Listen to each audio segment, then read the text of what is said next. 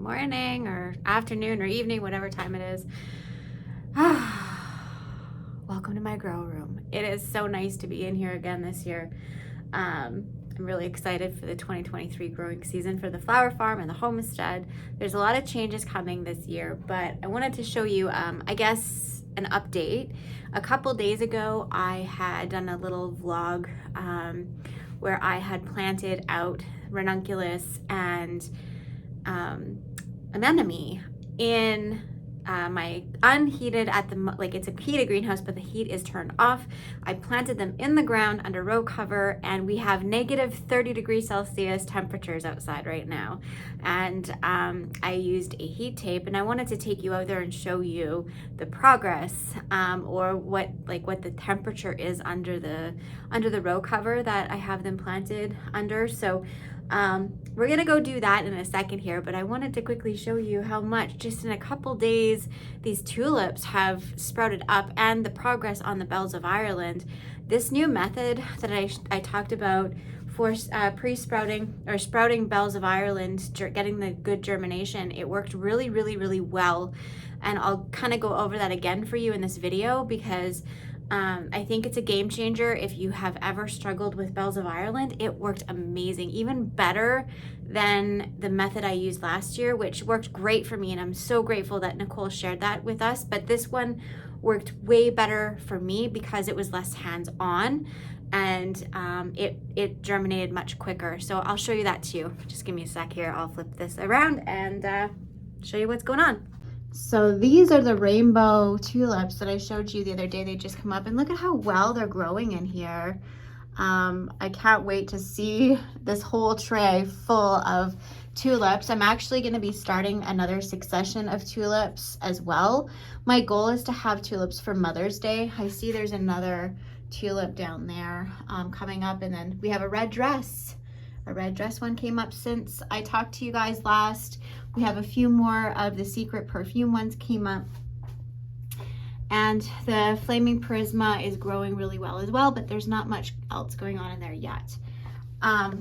So over here, I have moved my seedlings that were on the heat mat, and I'm just gonna show you here.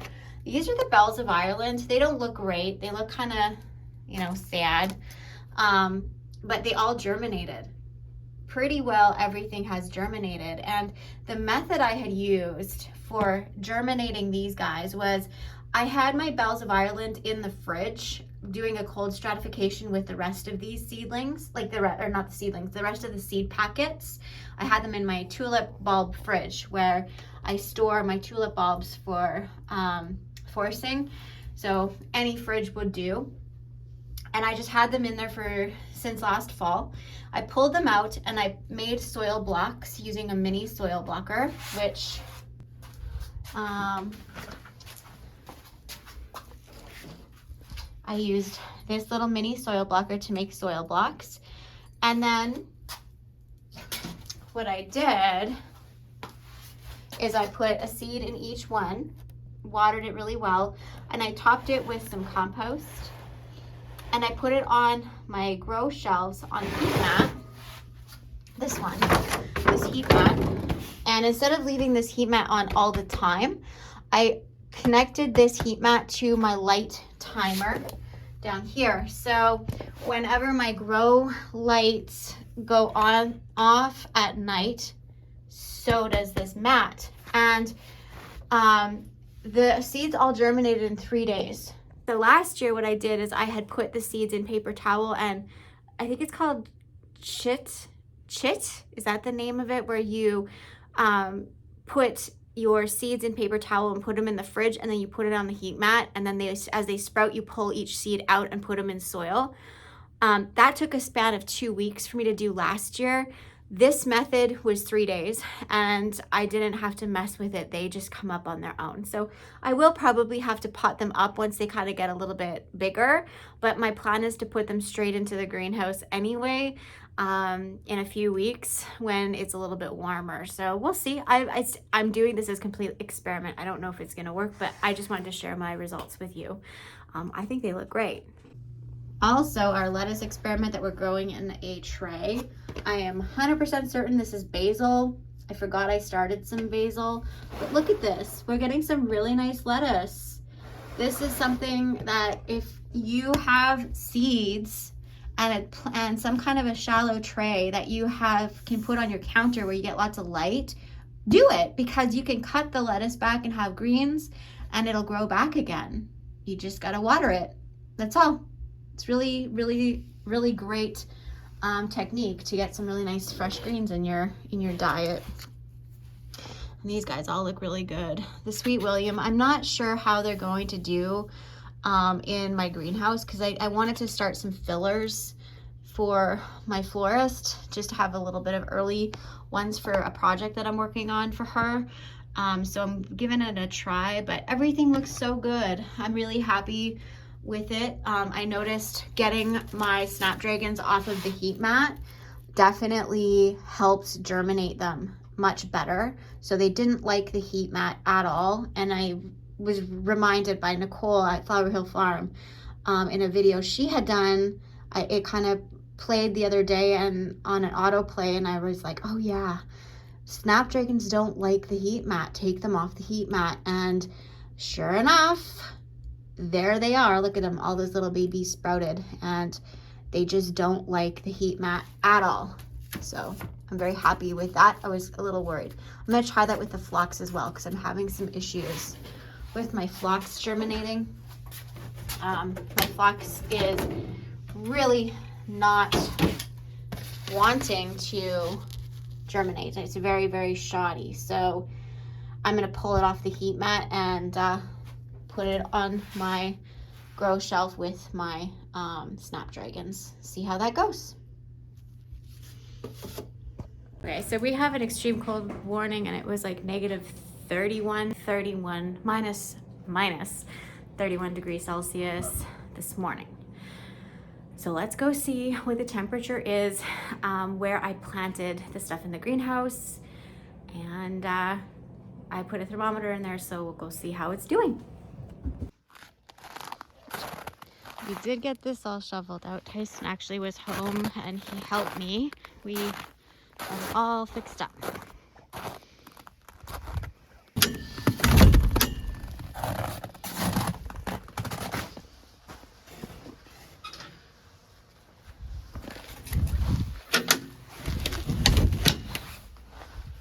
Okay.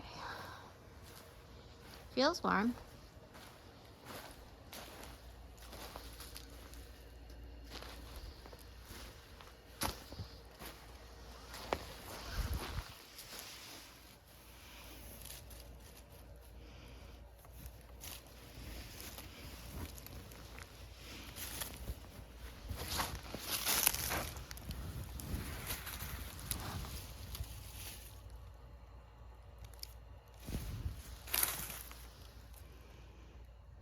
It's plus 20.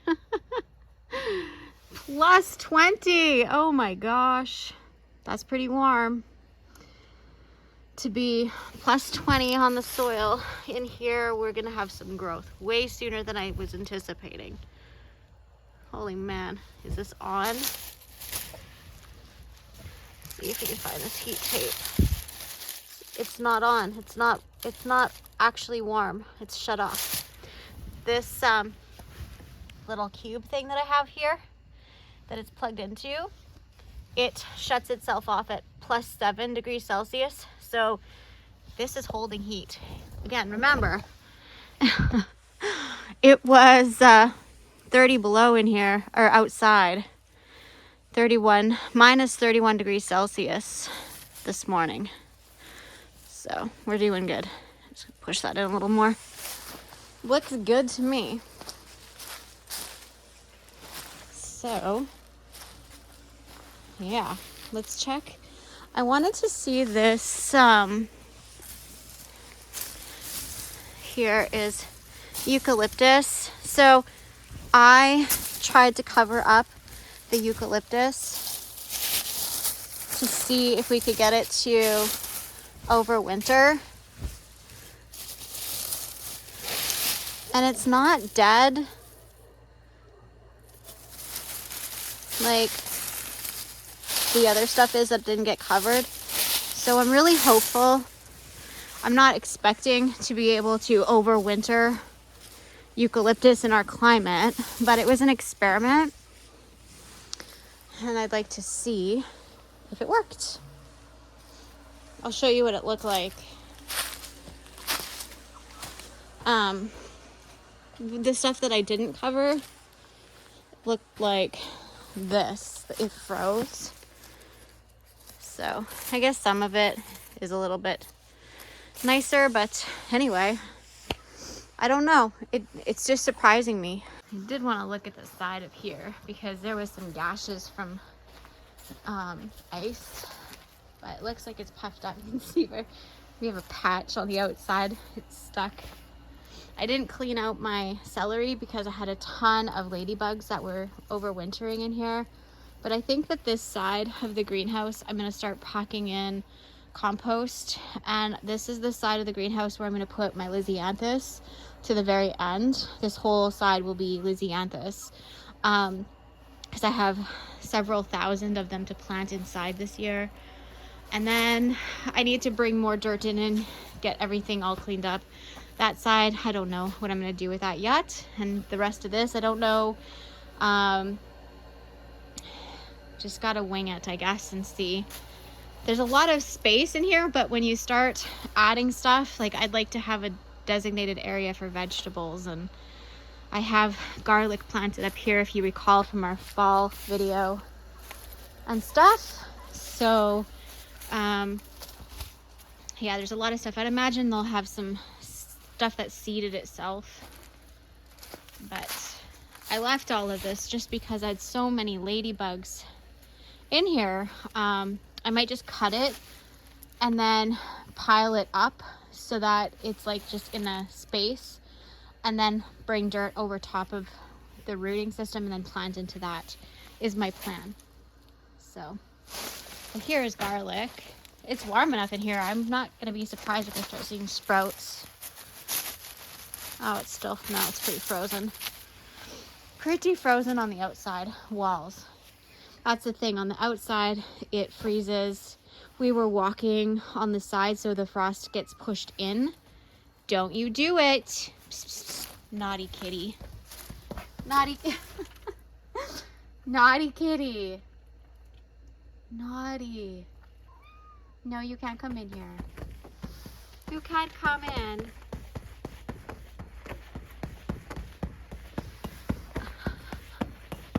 Reggie, no claws.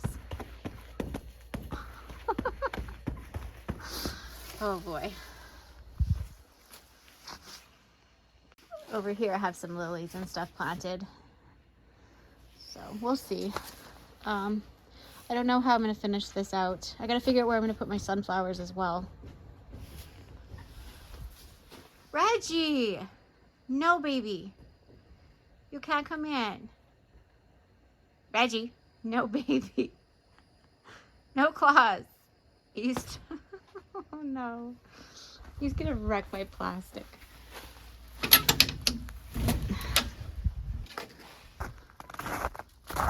What are you doing, little one? Reggie?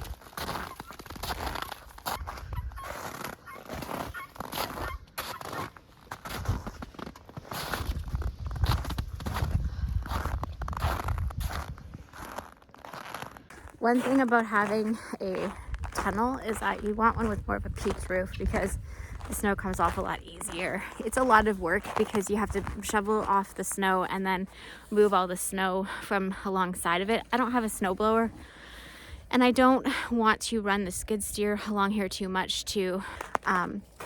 We've just been shoveling, and a lot of the times it takes a lot of time to do it when you're by yourself. So I've been lucky that Tyson's been home to help me a little bit. Just gonna check and see if they laid an egg. And we're getting blue eggs now. This is one of the older hens. So pretty. So I guess I should tell you that cord, that cable that I got, it cost me about 80 bucks Canadian. And then I had the frost cover from last season, and I had that thermostat cube plug-in for since last season. I think I paid $30 or $40 Canadian for that as well. I think I'm really happy with this investment because it can be used over and over and over, again and again and again, and it's just a backup heat source. So, I mean, I think I'm pretty confident I could probably do that outside as well. Even if I didn't have my greenhouse, I could set up hoops and then do a layer of plastic. Because my greenhouse is heated, it does have 2 sheets of plastic because it creates a bubble. So that does give me a lot more protection, probably more of a 10-degree difference from exterior temperature to like the ambient temperature inside.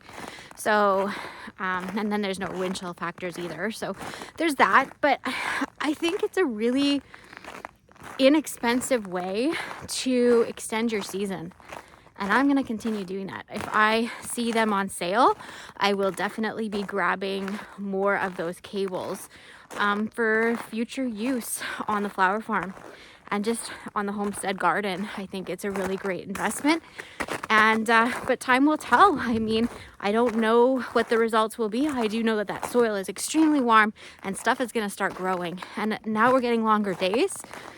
I think we're going to have a very long ranunculus and anemone season, which is perfect.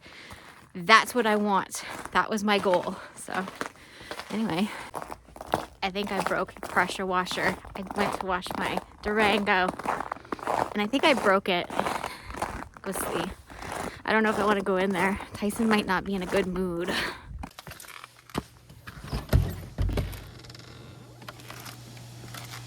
It's clean. I didn't break it.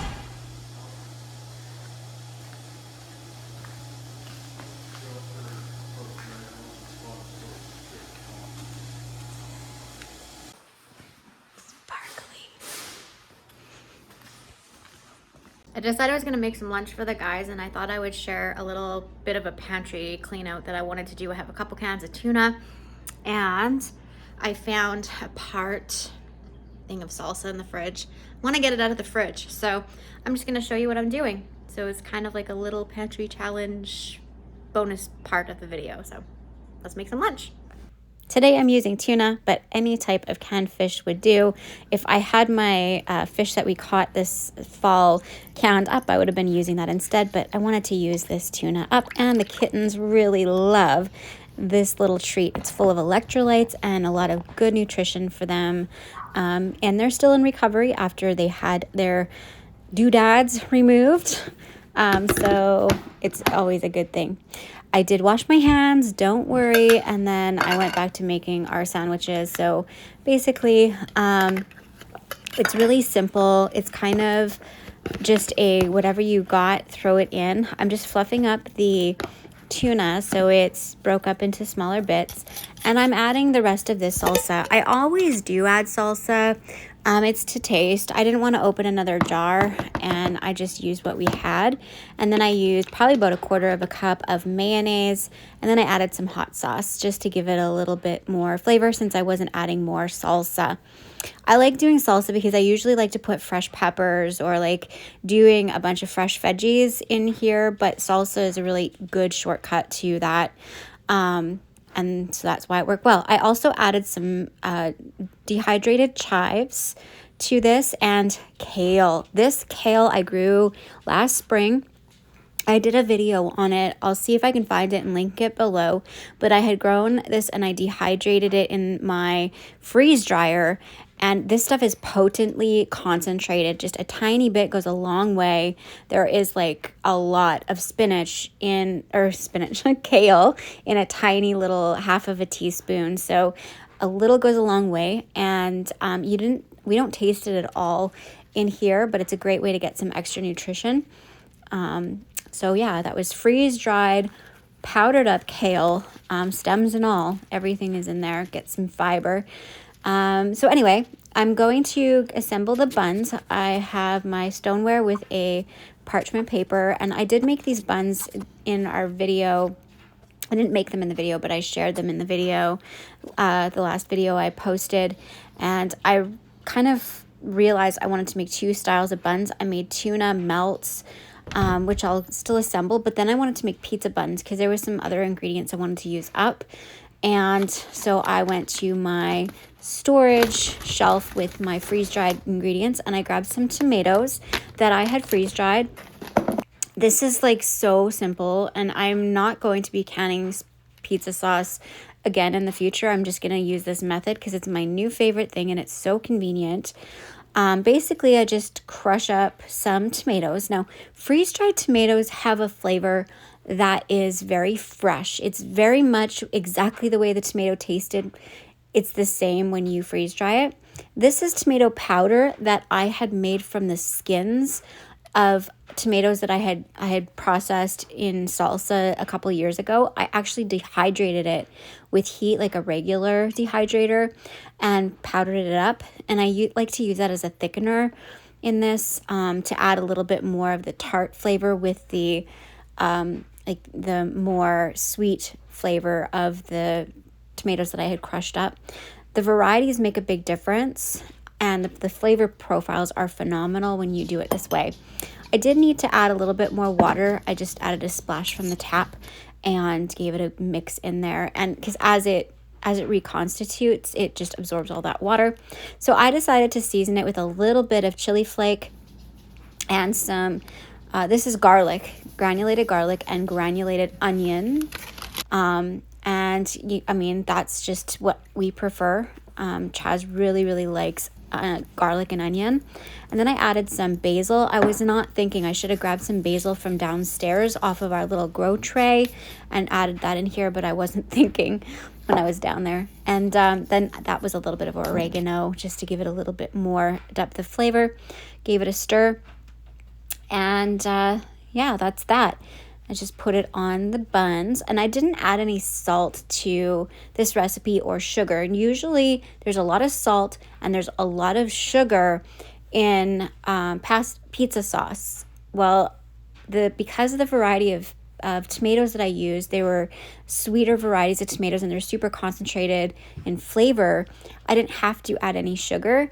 And to make it saltier, I added some Parmesan cheese, just a little bit. A little sprinkle on each sandwich. Then I added one slice of pepperoni and a slice of marbled cheese on all of the sandwiches, including the tuna, and popped it in the oven, and that's what it looked like. So let's find out what the professionals does. Okay, so there's a pizza one, and there's a tuna melt. So which one, you have to tell me which one you think is better. Pizza one. The pizza one's better? Well, I said this one's the pizza one.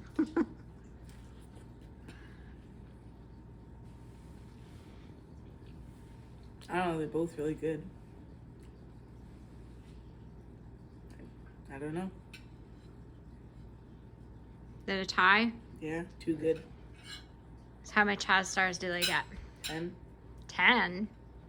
Oh, you're generous. Thanks, man. Yep. Well, thank you so much for hanging out with me today. I hope that this was inspiring in some way for you, made you think about different options that you didn't know you had in your garden, or maybe you did and you have a better suggestion. That's welcome here too. So anyway, much love. Thanks for being here. I'll catch you next time. Bye for now.